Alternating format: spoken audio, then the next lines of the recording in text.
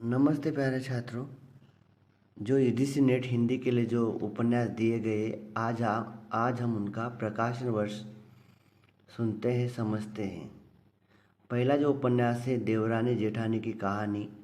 पंडित गौरीदत्त जी इसके लेखक के उपन्यासकार हैं और इसका प्रकाशन वर्ष है 1870।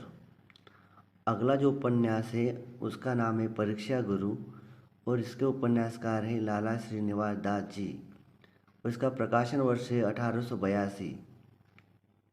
अगला उपन्यास है गोदान और इसके उपन्यासकार हैं जिन्होंने इसे लिखा है वह है प्रेमचंद जी। प्रकाशन वर्ष है 1936 और गोदान कृषक जीवन पर आधारित है। अगला उपन्यास है शेखर एक जीवनी भाग 1, अज्ञे जी द्वारा लिखा गया है। प्रकाशन वर्ष है 1941, इसका प्रकाशन वर्ष है 1941। अगला उपन्यास है भानभट्ट की आत्मकथा। इसके लेखक है हजारी प्रसाद द्विवेदी जी और इसका प्रकाशन वर्ष है 1946। अगला उपन्यास है महिला आंचल और इसके उपन्यासकार है फणीश्वर नाथ रेणु जी। इसका प्रकाशन वर्ष है 1954। अगला उपन्यास है झूठा सच, यशपाल जी द्वारा लिखा गया। इसका प्रकाशन वर्ष है 1958 और इसके 2 भाग प्रकाशित है। 1960 में भी इसका एक भाग प्रकाशित हुआ था। राग दरबारी श्रीलाल शुक्ल जी का उपन्यास है और इसका प्रकाशन वर्ष है 1968। आपका बंटी मन्नू भंडारी जी द्वारा लिखा गया उपन्यास है और इसका प्रकाशन वर्ष है 1971। अगला उपन्यास है धरती धन अपना। इसके उपन्यासकार है जगदीश चंद्र जी और इसका प्रकाशन वर्ष है 1972।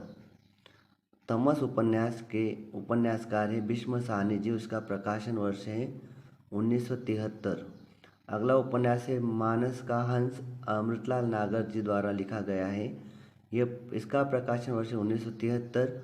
और देखिए मानस का हंस तुलसीदास जी के जीवन पर आधारित है और अमृतलाल नागर जी का ही खंजन नयन जो उपन्यास है वह सूरदास जी के जीवन पर आधारित है।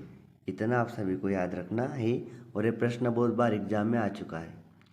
जिंदगी नामा उपन्यास जो है यह कृष्णा सोप्ती जी का है और इसका प्रकाशन वर्ष है 1979।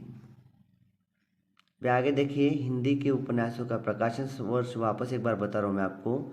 देवरानी जेठानी की कहानी 1870, परीक्षा गुरु 1882, गोदान 1936, शेखर एक जीवनी भाग 1 1941, भानभट्ट की आत्मकथा 1946, महिला आंचल 1954, झूठा सच 1958, राग दरबारी 1968, आपका बंटी 1971, धरती धन अपना 1972, तमस 1973, मानस का हंस 1973, जिंदगी नामा 1979।